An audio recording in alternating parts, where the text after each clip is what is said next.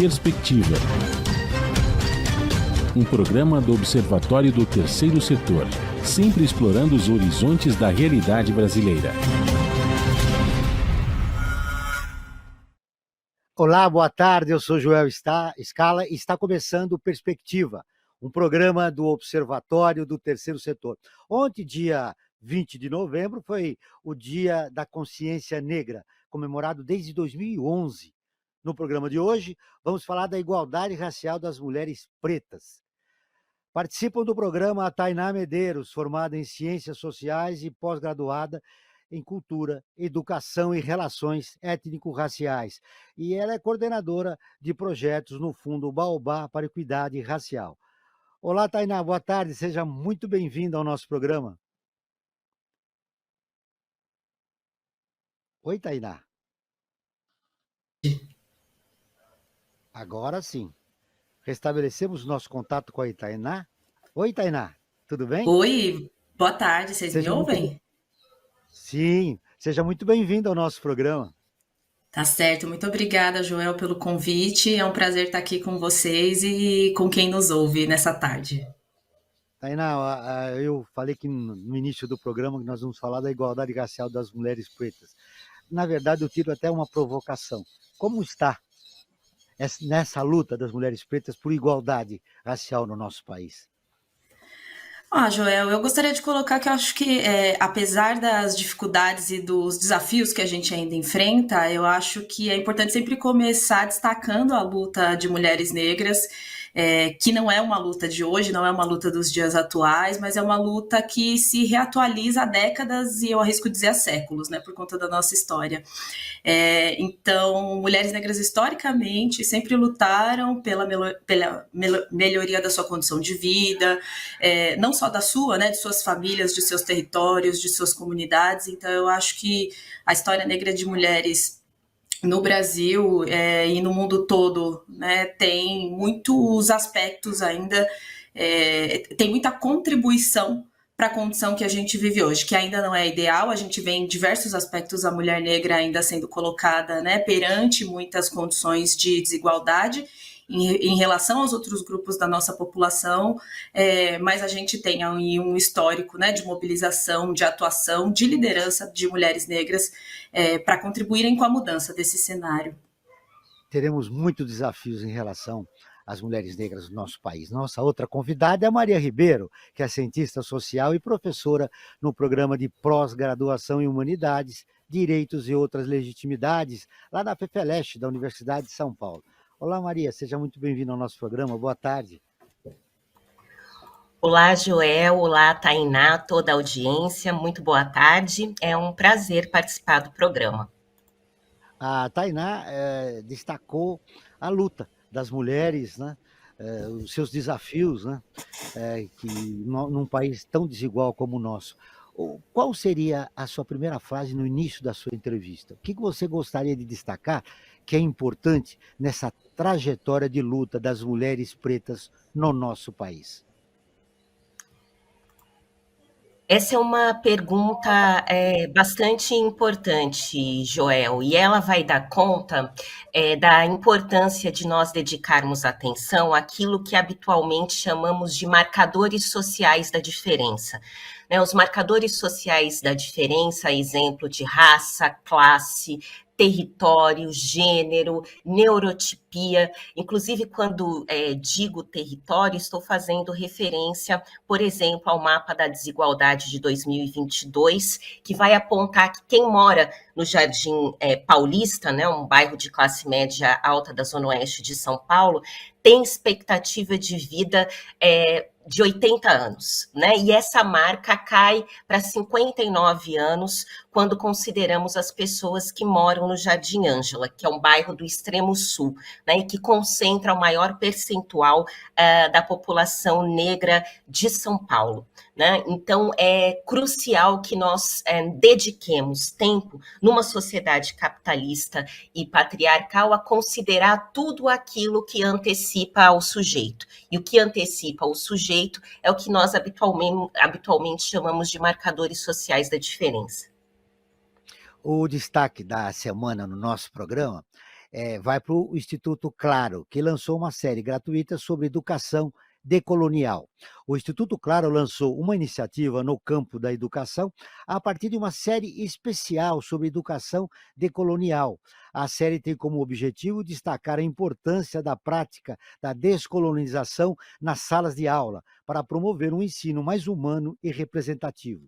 A série desenvolvida pelo Instituto Claro oferece dicas e práticas pedagógicas para professores de todas as disciplinas, visando ajudá-los a incorporar a perspectiva da descolonização no ensino. A notícia completa você encontra no site do Observatório, que é observatório3setor.org.br, registrando que o 3 é em numeral. É uma iniciativa muito interessante, né, Tainá? Que é fundamental, né? Acho que a gente tem sempre pensado na educação como um grande espaço, um espaço fundamental de discussão sobre essas questões e o quanto a gente pode incidir, discutir o tema da equidade racial dentro desse espaço. Então, iniciativas como essa precisam ser cada vez mais valorizadas, multiplicadas, né, para que a gente possa estar sempre discutindo essa questão com o cuidado necessário. Maria, a grande transformação da nossa sociedade passa pela educação. E a iniciativa é muito interessante. De fato, é uma iniciativa crucial, porque o enfrentamento da violência racial e de gênero é um desafio geracional. Ele deve começar pelo chão da escola, e por isso, quando nós insistimos na importância, por exemplo, da Lei 10.639, né, que determina a obrigatoriedade do ensino da história e cultura afro-brasileira dentro das disciplinas, é importante dizer que essa lei é uma lei que altera a LDB, que é a Lei de Diretrizes e Bases da Educação Nacional, né? Uma lei instituída em 1996. Então, a Lei 10.639, ela não é um adendo, ela altera as diretrizes nacionais, entendendo que a apresentação da cultura negro-brasileira e afro-diaspórica é uma restituição, né, de elementos fundantes e importantes para a sociedade brasileira. O interessante é que essa iniciativa passa pela capacitação dos professores, né? Nós temos uma rede de ensino ainda que tem professores ainda que não incorporaram, né? Por exemplo, as questões das desigualdades do país, a questão racial das mulheres negras. Tainá.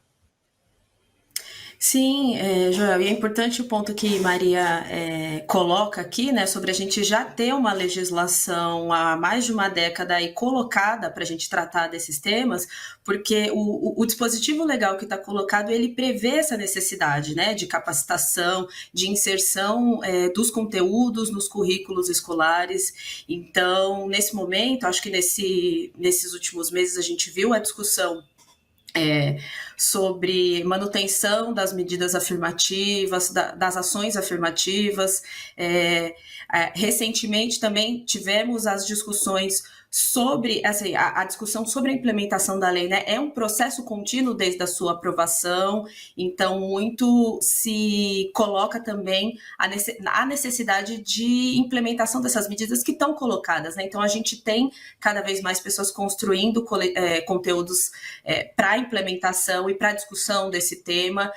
A gente precisa que as capacitações e a formação adequada também para tratar desse tema seja de fato inserida não somente nos currículos das escolas, mas também no percurso formativo dos profissionais de educação, né? Então eu acredito que a gente tem um importante arcabouço colocado ali com a lei, mas a gente continua aí num desafio de discutir a sua implementação efetiva, né, a sua tomada de ação, a possibilidade dela ser colocada em prática de maneira efetiva, eficaz na sala de aula. e provocar uma mudança cultural no país, né?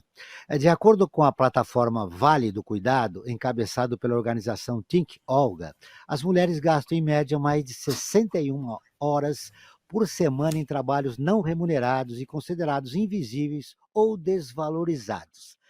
Bom, Maria, são muitas barreiras que as mulheres negras enfrentam ao procurar oportunidades de trabalho.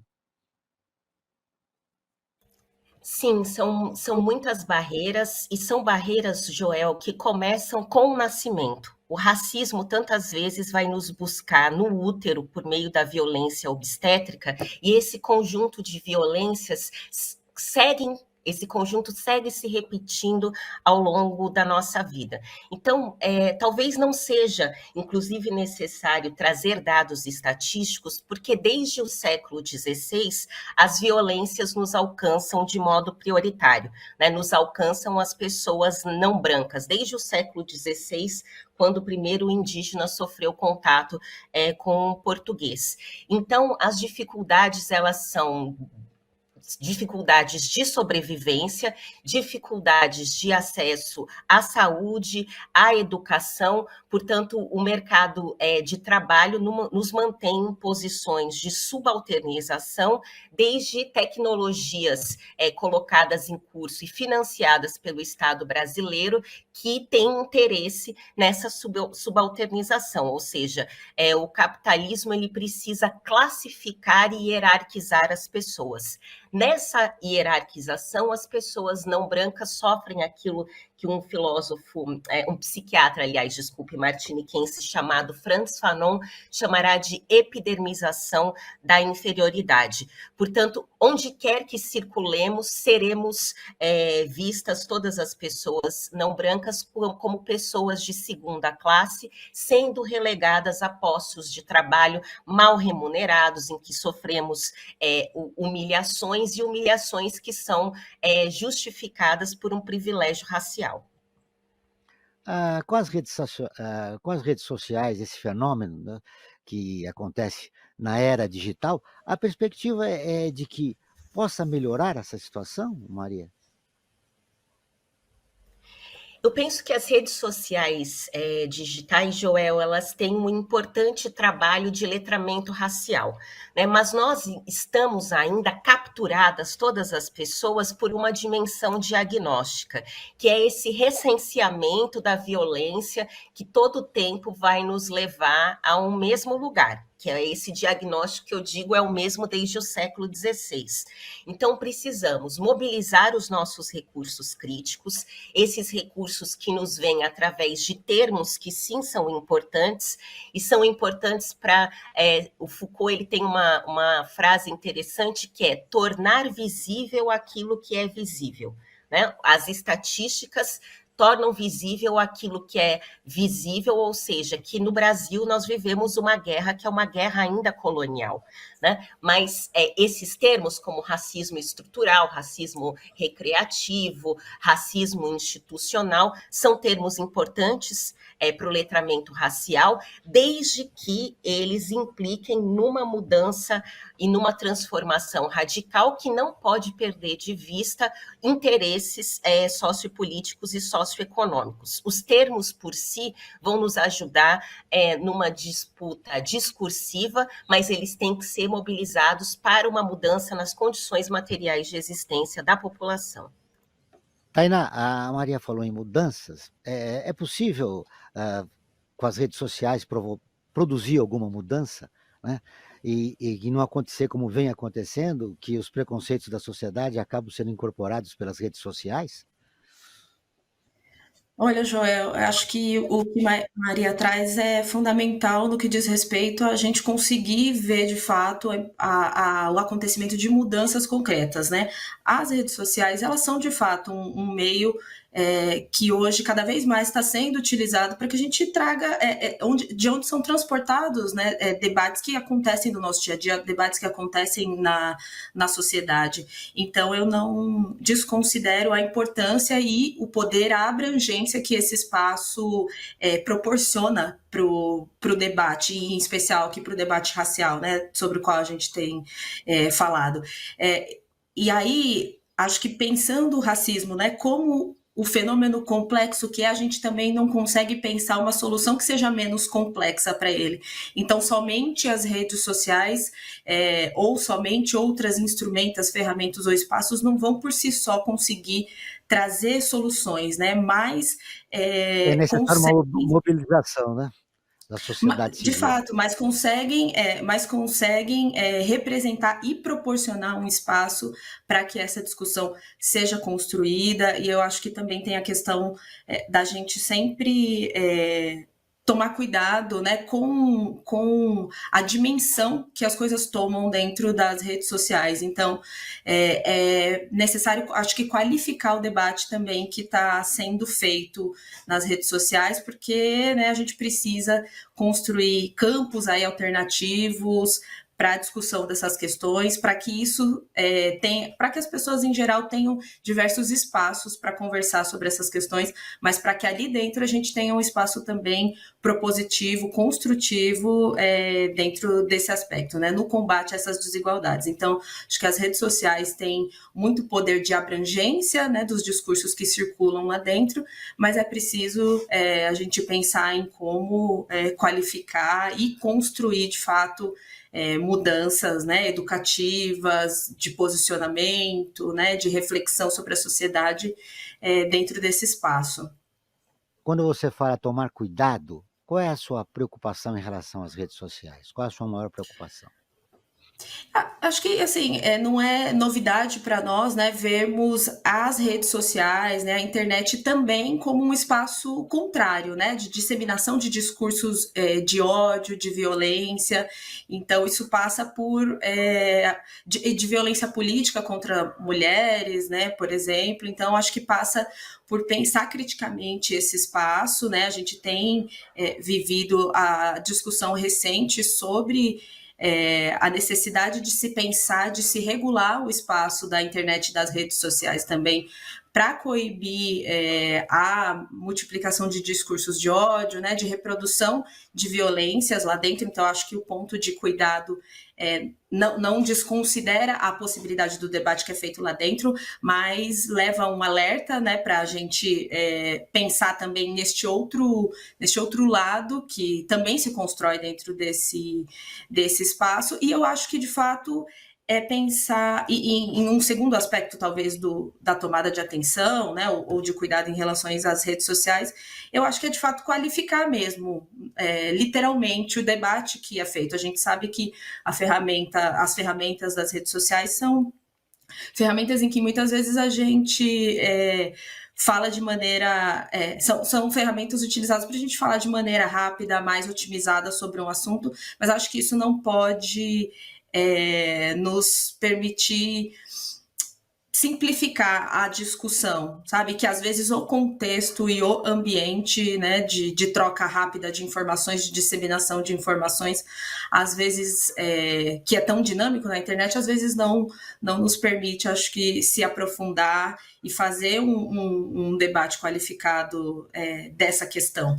Então, eu acho que é um pouco de olhar para a forma como as redes sociais e a internet se colocam e como a gente precisa qualificar mesmo e trazer elementos para melhorar esse debate lá dentro. Esperamos que essa qualificação chegue logo, né? Porque hoje nós estamos num debate raso nas redes sociais. Agora nós vamos ouvir a Rádio ONU, parceira de conteúdo do Observatório do Terceiro Setor, com a reportagem. Mais de 43 milhões de pessoas sofrem fome na América Latina e no Caribe. A Ana Paula Loureiro, da Rádio ONU, em Nova York, tem as informações.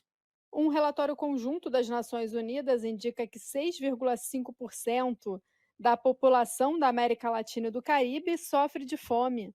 Embora este número represente uma ligeira melhora de 0,5% em comparação com a medição anterior, a prevalência da fome na região ainda está acima dos registros de 2019, antes da pandemia de Covid. O documento Panorama Regional da Segurança Alimentar e Nutrição 2023 também mostra que o cenário é desigual a nível sub-regional. Na América do Sul, o número de pessoas que sofrem de fome diminuiu 3,5 milhões entre 2021 e 2022. Já na América Central, 9,1 milhões de pessoas sofreram de fome em 2022, o que significa uma prevalência de 5,1%. No Caribe, o cenário é diferente. Nesta sub-região, 7,2 milhões de pessoas passaram fome em 2022, uma prevalência de 16,3%. Em comparação com 2021, este número aumentou em 700 mil, e entre 2019 e 2022, o aumento foi de 1 milhão de pessoas, com a maioria dos casos no Haiti. Para o vice-diretor e representante regional da FAO para a América Latina e o Caribe, Mário Lubetkin, os números da fome na região continuam preocupantes. Para ele, houve um distanciamento maior do cumprimento da Agenda 2030. Ele ressalta desafios persistentes, como a desigualdade, a pobreza e as mudanças climáticas, que reverteram o progresso na luta contra a fome em pelo menos 13 anos. Da ONU News em Nova York, Ana Paula Loureiro. Muito bem, você está acompanhando o Perspectiva, um programa do Observatório do Terceiro Setor. Eu quero ouvir as nossas duas convidadas a respeito dessa matéria vinda de Nova York, a respeito da fome. Lembramos que o Brasil entrou numa fome a partir de 2016, tinha saído e voltou novamente. E, claro, vivemos um momento pós-pandemia, e lembrando que aqui no nosso país também, mais de 20% das famílias chefiadas por pessoas que se autodeclaram pretas, né, passam fome.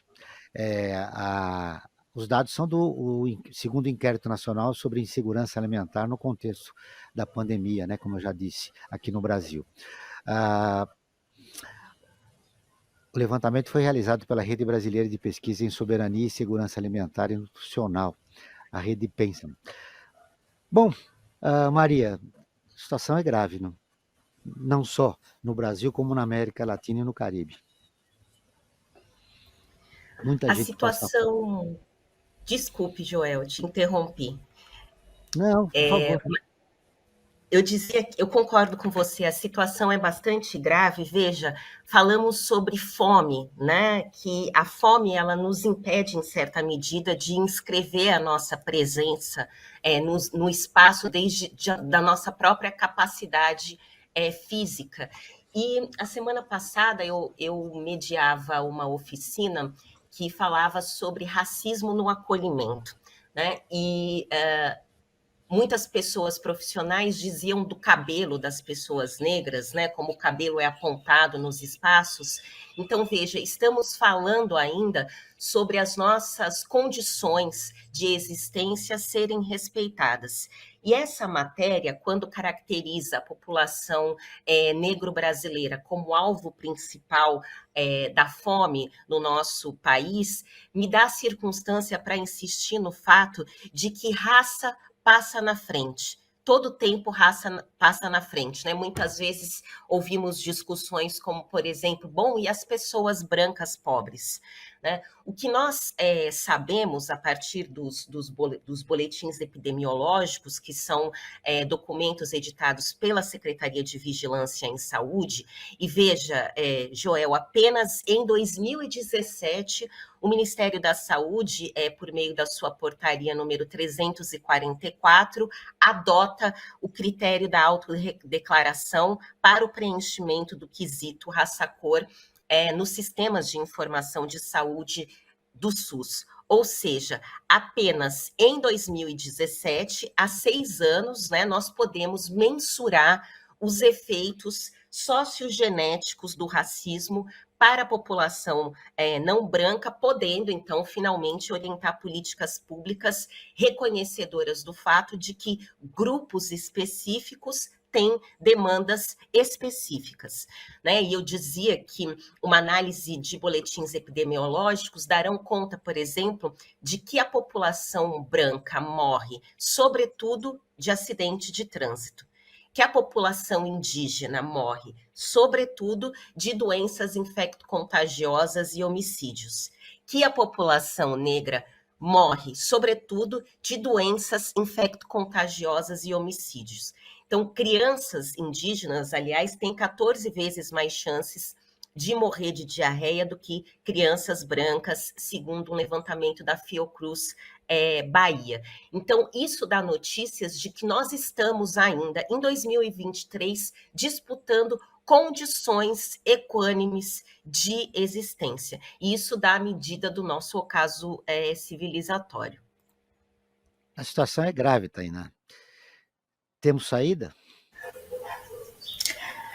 Sim, Joel, acho que a gente não estaria discutindo esse tema aqui se não acreditasse que há soluções e há caminhos a serem tomados, né? Acho que todo esse panorama que Maria nos apresenta, né, e que a gente constata, né, no nosso dia a dia, demanda, de fato, políticas públicas e ações concretas que a gente consiga, de fato, mudar as condições de vida, né, que hoje, em muitos aspectos, apenas de sobrevivência da população negra, né?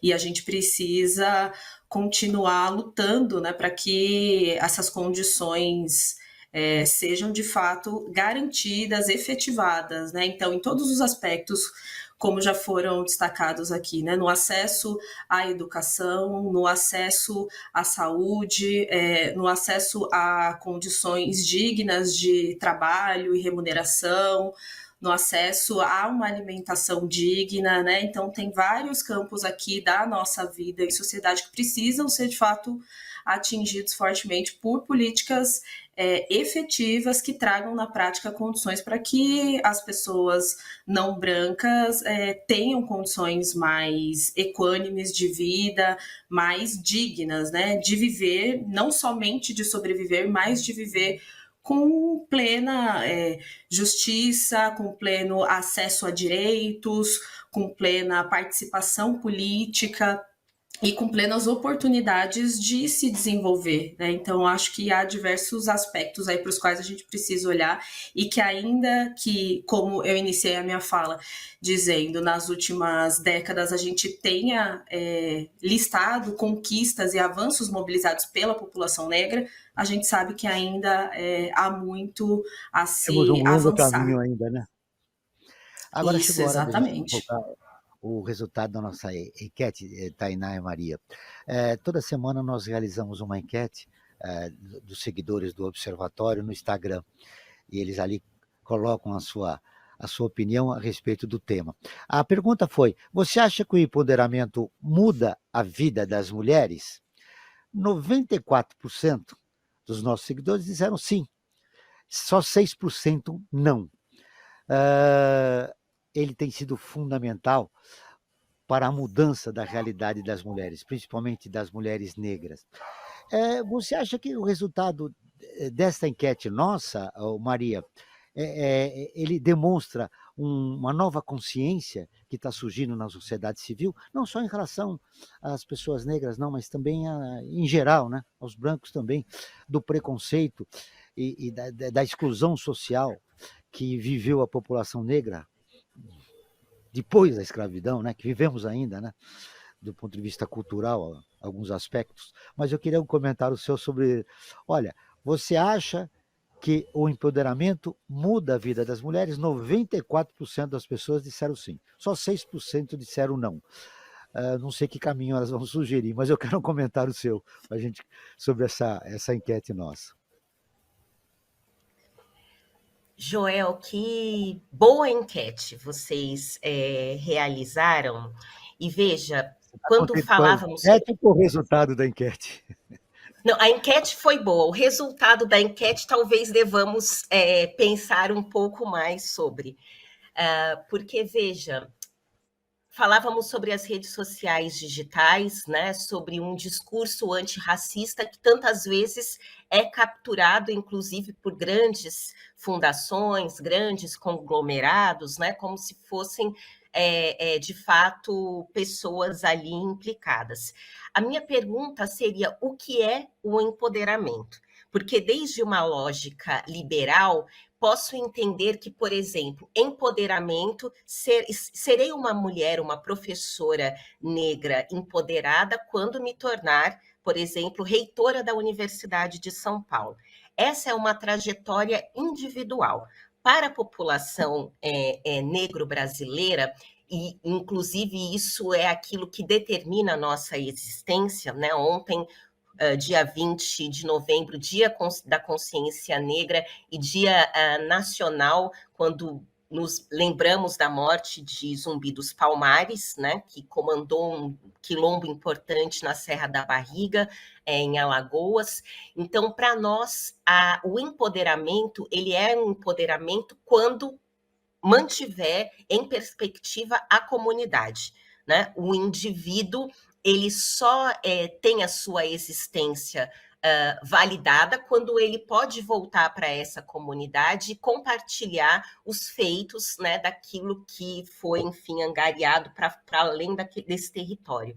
Então, eu precisaria entender melhor qual é a ideia de empoderamento. Como uma perspectiva individual, ela passa a responder, então, a uma lógica liberal. Desde uma perspectiva coletiva, então, ela inclui aquilo que um outro filósofo camaronês, Achille Mbembe, vai chamar de comum da diferença, né?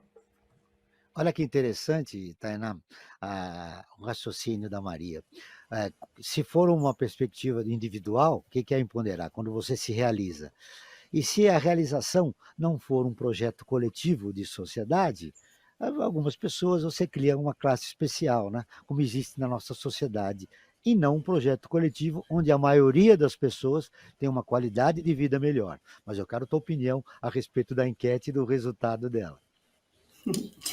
É muito interessante, eu também vou em linha com o que Maria trouxe, porque eu também fiquei me perguntando, né, sobre como as pessoas estão se vendo quando se reconhecem enquanto pessoas empoderadas, né? Também faço essa leitura, né? E tenho na minha prática até uma resistência mesmo em utilizar esse termo empoderamento, porque eu também enxergo que muitas vezes ele reflete, né, um sucesso, uma conquista, uma trajetória bem-sucedida, mas que né? é individual.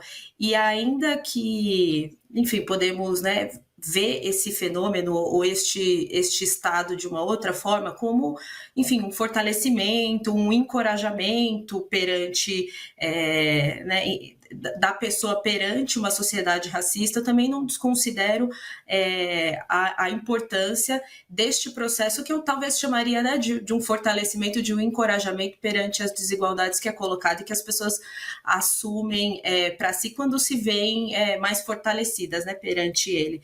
Mas também acho que essas trajetórias bem-sucedidas individuais, elas não têm a condição necessariamente de tensionar as relações de poder que de fato estão colocadas na nossa sociedade. Então, empoderar, talvez num sentido mais literal, seria de atribuir poder a alguém, mas eu não acredito que somente essas trajetórias individuais atribuem poder a alguma pessoa individualmente, sendo que, coletivamente, a gente ainda não consegue tensionar e mudar o tipo de relação de poder que está colocada na nossa sociedade, que hoje a gente sabe que fragiliza, oprime, coloca em situação de desigualdade as populações não negras, né? Então eu também olho com cuidado para o uso desse termo para a gente entender realmente sobre o que está falando. E na dinâmica de uma sociedade como a que a gente vive hoje, né? Em que a gente tem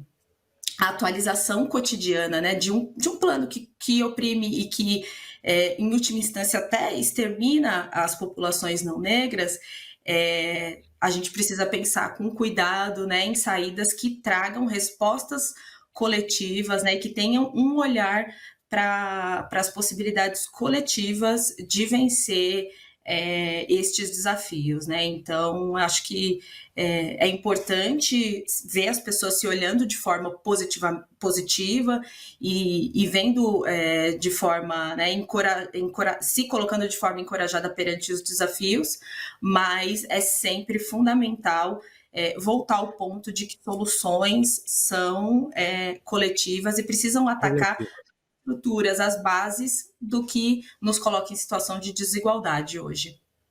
Quem nos acompanha em casa, vamos falar muito bem. Eu acho que o empoderamento individual é uma etapa de uma sociedade que se pretende igualitária no futuro, né? digamos, é uma primeira etapa. Individualmente você se empodera para enxergar que o importante é o coletivo, é um projeto coletivo de país que infelizmente ainda não temos, né, aqui no nosso país. Olha, os seguidores também deram opinião e registraram. Eu quero até agradecer duas perguntas que foram mandadas. Aqui eu vou dividir com vocês, para cada uma das convidadas. O Luiz Henrique Marques, muito obrigado, Luiz, pela sua pergunta. Eu vou endereçar a você, viu, Maria? Ele gostaria de estudar mais sobre as questões das mulheres. Vocês poderiam dar dicas de leituras ou filmes? Olha aí. Maria, você tem dicas ou leituras ou filmes para o Luiz Henrique Marques, que gostaria muito de se envolver com questões das mulheres? Aliás, qualquer emancipação feminina depende muito também do homem, né? Do homem enxergar o quanto essa sociedade é machista, Maria. Exatamente, né? Esse é o cerne da nossa questão. Quando pensamos em enfrentamento, precisamos considerar sempre e todo tempo o capitalismo e o patriarcado.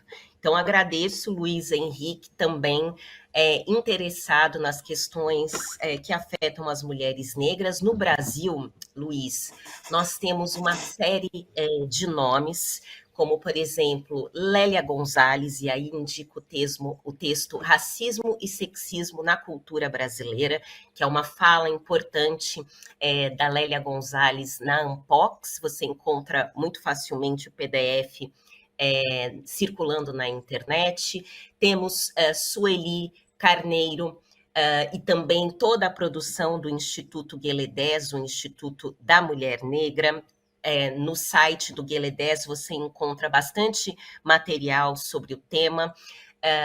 Enfim, Helena Teodoro, Mariléia de Almeida, e aí talvez eu deva encerrar com Mariléia de Almeida, que escreveu um livro chamado Devir Quilomba.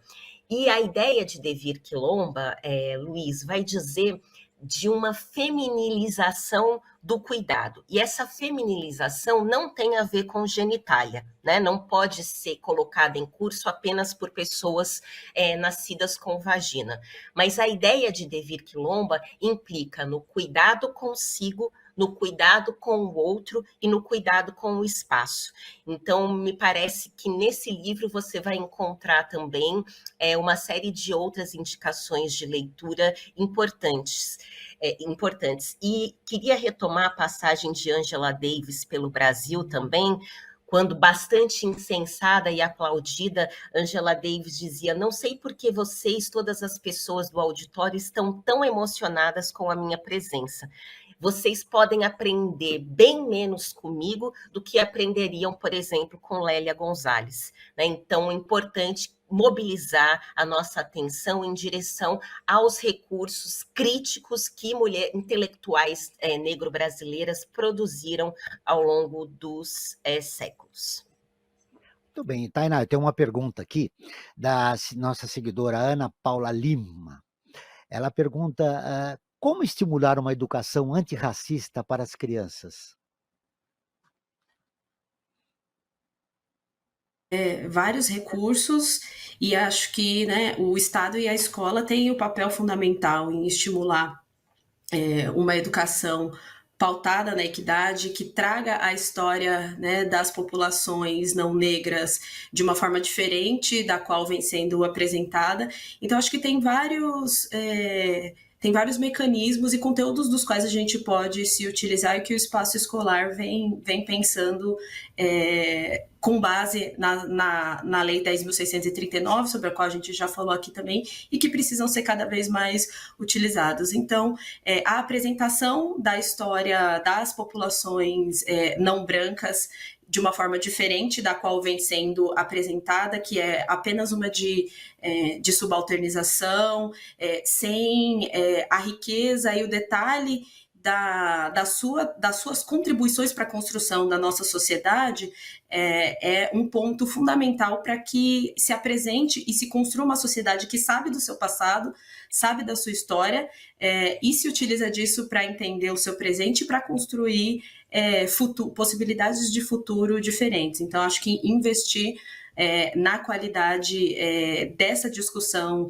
em toda a trajetória escolar, eu acho que é fundamental. E hoje a gente tem vários recursos, cada vez mais tem muito material didático de qualidade sendo produzidos para serem utilizados em todas as etapas da formação escolar. Cada vez mais iniciativas de formação em conteúdos para as pessoas que atuam no ramo da educação também são disponibilizadas e precisam ser utilizadas, né, para que os profissionais e a comunidade escolar como um todo também absorva essa necessidade e coloque essas iniciativas em prática. E também olhando para um outro aspecto, né, da educação não formal, né, não necessariamente quando a gente fala de educação estamos falando ali só da sala de aula, do espaço formal, né? A gente tem diversas outras iniciativas, né, culturais, históricas, musicais, que também apresentam um repertório interessante para ser apresentado e para colocar a população em contato, discutindo e se encontrando com a sua história, com tudo que desmistifica e desconstrói, né, essa imagem criada sobre a população negra. Então, acho que há vários recursos aí que podem ser utilizados para positivamente a gente discutir contribuições da população, das populações negras e indígenas no Brasil e também nos conscientizar sobre as condições atuais em que elas vivem e pensar possibilidades de um futuro mais justo para todos nós, né, na sociedade em que a gente vive. Obrigado, Luiz. Obrigado, Ana Paula, pelas suas perguntas. E se você, ouvinte, quiser participar, enviar sua pergunta, fica atento à caixinha de perguntas no nosso Instagram. @Observatório 3 Setor. E faça como quase 3 milhões de pessoas e acompanhe o nosso trabalho. facebook.com/Observatório 3 Setor e no youtube.com/Observatório 3 Setor. Agora nós vamos com a participação da nossa colunista, a Andréa Hofbüttel. Olá, Andréa. Boa tarde, tudo bem? Bom dia, Joel. Bom dia, ouvintes do Perspectiva. Eu estou aqui de volta e, como eu prometi na semana passada, eu vou falar novamente sobre o Dia de Doar, porque essa é uma iniciativa muito importante para a cultura de doação no Brasil. Mas hoje, na semana passada, eu falei sobre a história, como surgiu e o que justifica o Dia de Doar, que é justamente uma oposição ao Black Friday, quando as pessoas gastam tanto dinheiro consumindo, depois do Black Friday vem o Dia de Doar, para que as pessoas considerem guardar um pouco de dinheiro para fazer doação. Mas agora eu vou falar um pouco sobre como você pode se engajar no Dia de Doar. Aqui no Brasil, mais de 70 cidades estão fazendo campanhas comunitárias. Então, a primeira coisa que você pode fazer é checar se na sua cidade tem uma campanha comunitária do Dia de Doar e se engajar nessa campanha. Depois, além das cidades, alguns estados estão fazendo campanhas como um todo. E esses estados são 5: Minas Gerais, Mato Grosso do Sul, Rondônia, Roraima, Sergipe e Tocantins.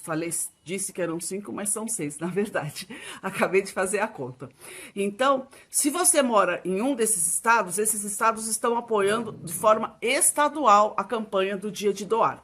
Então, tem muita chance de você se engajar, muita oportunidade. Se por acaso não há nenhuma campanha do Dia de Doar na sua cidade ou no seu estado, claro que o legal seria começar a pensar em fazer isso, mas a gente está muito em cima, porque vai ser dia 28 de novembro o Dia de Doar.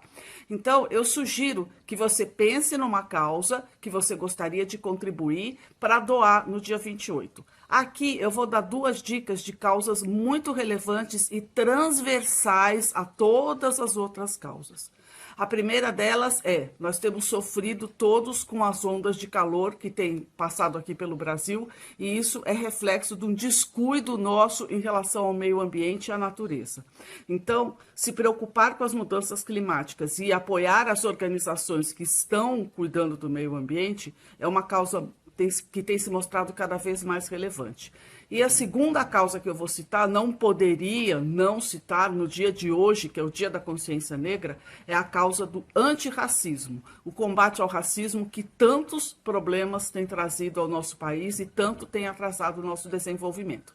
Então, ficam aqui as dicas. Procure saber se tem campanha do Dia de Doar na sua cidade ou no seu estado, e se não tem, eu deixei 2 dicas de causas muito interessantes para doar. Não esqueça, dia 28 de novembro é Dia de Doar. Muito bem, essa foi a Andréa Ufbutel, que volta na próxima semana. Você está acompanhando o Perspectiva, um programa do Observatório do Terceiro Setor, que leva a você tudo sobre as organizações e informações do terceiro setor. O Tainá, a Andréa está destacando, né, nesse mês, Dia de Doar, né, as organizações. O terceiro setor é formado por pequenas e médias organizações, e as doações são fundamentais para a continuidade do projeto, não é isso, Tainá? Exatamente, Joel. E acho que Andréa toca num ponto fundamental do quanto a cultura de doação ainda não é plenamente instalada e difundida aqui no nosso país, né? Então, trazendo, né, outros aspectos aqui do que nós já conversamos hoje, né? Nós sabemos da predominância, inclusive, de mulheres negras à frente dessas organizações, de grupos, de coletivos, à frente dessas instituições, e sabemos da necessidade de captação de recursos e de acesso a recursos para a continuidade das ações que são implementadas por ela, né? Acho que nesse sentido, por estar inserida nesse ecossistema de filantropia nacional que discute a cultura de doação, discute a necessidade de ampliar as fontes de apoio a essas organizações, né? O Baobá, que é o Fundo Baobá para a Equidade Racial, que é a organização da qual hoje eu faço parte, eu acredito que tem um papel fundamental por ter sido o primeiro fundo no Brasil a se dedicar exclusivamente a pensar na promoção da equidade racial, e por ter sido também um agente para transferência de recurso para organizações que se dedicam a pensar esse tema, né? Então, ao longo aí dos últimos 12 anos, a gente teve quase 900 iniciativas diversas de grupos, de coletivos, de organizações, de movimentos, de lideranças de todo o país que estão justamente na linha de frente do enfrentamento ao racismo e que tem colaborado nessa busca e nessa luta por uma sociedade menos desigual, sendo apoiadas financeiramente e tecnicamente pela nossa organização, né? Então, um dos papéis também, uma das intenções do posicionamento do Baobá nesse ecossistema da filantropia é também poder incidir estimulando o crescimento dessa cultura de doação e, como a gente está falando, né, especificamente, olhar com o cuidado devido para os investimentos e para as doações, para organizações, para instituições que estejam se mobilizando no enfrentamento direto à desigualdade racial que o nosso país enfrenta. Então, eu aproveito essa colocação da Andréa para poder fazer essa chamada, né, de conscientização da necessidade da gente olhar para a questão dos recursos para essas organizações negras que estão na linha de frente e na ponta dessa luta contra as desigualdades raciais.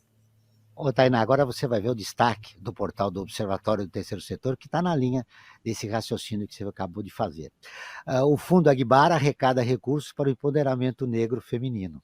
A palavra Aguibara, de origem nigeriana, significa potência, e foi com muita força, poder e potência que o Fundo Aguibara, primeiro fundo filantrópico para mulheres negras do Brasil, realizou seu primeiro jantar beneficente na noite da última segunda-feira.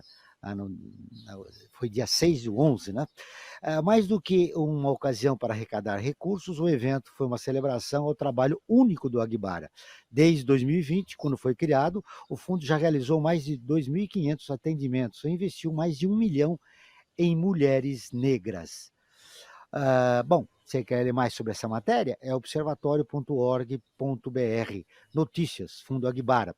Lembrando que a matéria completa está no nosso portal e eu já dei o endereço, que é observatório3setor.org.br, lembrando sempre que o 3 é em numeral.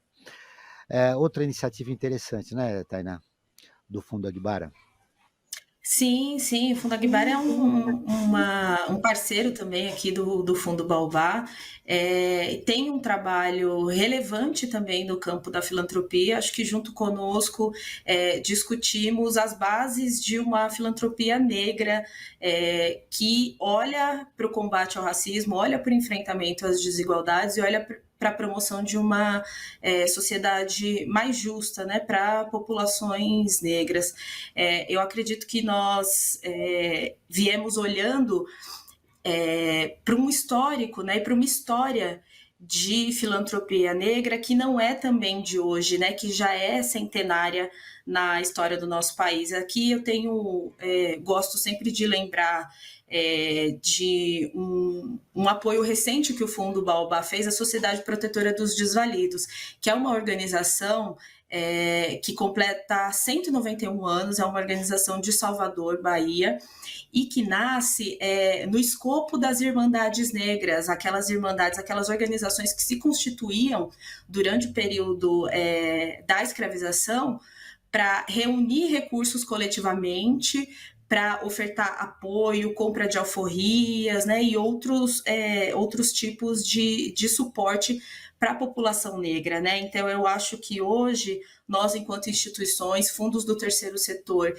que nos colocamos nessa esfera, né, e que construímos esse espaço de atuação na filantropia por justiça social e na filantropia negra, precisamos sempre referenciar essas instituições que inspiraram, né, e que nos inspiraram com o seu trabalho e dos quais a gente herdou essa forma de operação, esses conhecimentos e esse objetivo, né? Então, eu acho que essas instituições que atualmente estão se posicionando na filantropia dessa forma, nós todos devemos sempre olhar e reconhecer essas iniciativas pioneiras que fizeram muito para que nós pudéssemos operar, trabalhar, incidir da forma que a gente incide hoje, né? E aí a gente também espera, né, que por meio dessa questão da cultura de doação, da conscientização, da captação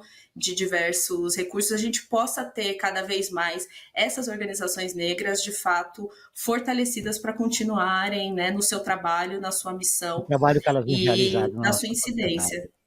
Maria, a representatividade em todos os cargos é importante, muito mais para as mulheres negras ou trans, ou cis, né? Sejam potência onde quer que queiram estar. Joel, a representatividade é um termo muito caro para todas as pessoas que são consideradas as pessoas não cêntricas, né? Então, quem está no centro? O homem branco, cisgênero, né? Aquele que se identifica com a sua genitália na circunstância do nascimento e, sobretudo, um homem que lança a mão do próprio falo como medida para todas as coisas, né? Quando falamos sobre pessoas brancas, estamos falando, sobretudo, daquelas pessoas brancas filiadas a um sistema de poder chamado branquitude.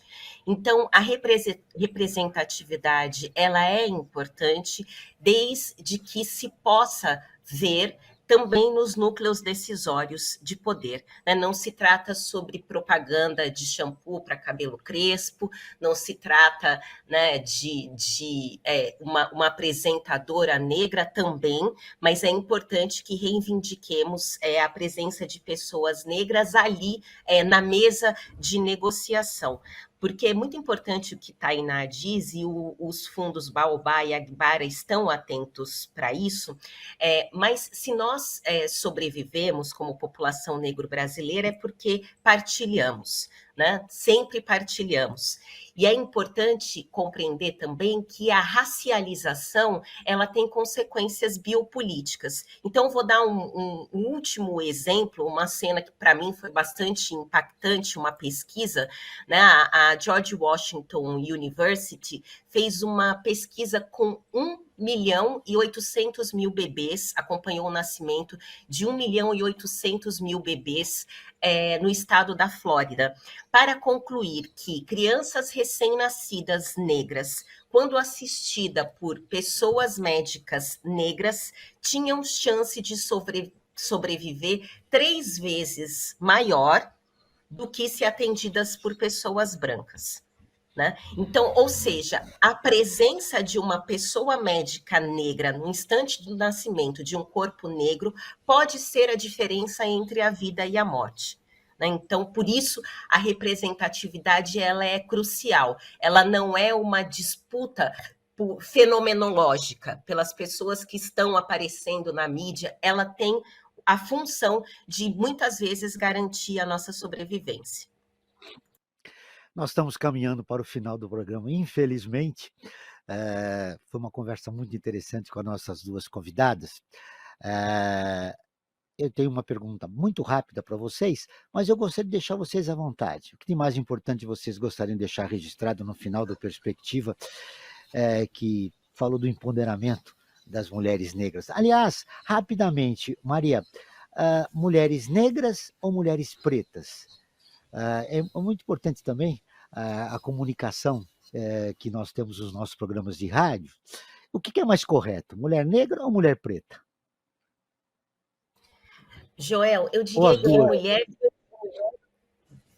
que mulher negra, né? Mulheres negras, porque isso é um entendimento que é também partilhado pelo IBGE. No Brasil temos 5 raças, né? As pessoas negras, que é o grupo formado por pessoas pretas e pardas, pessoas brancas, pessoas indígenas e pessoas amarelas.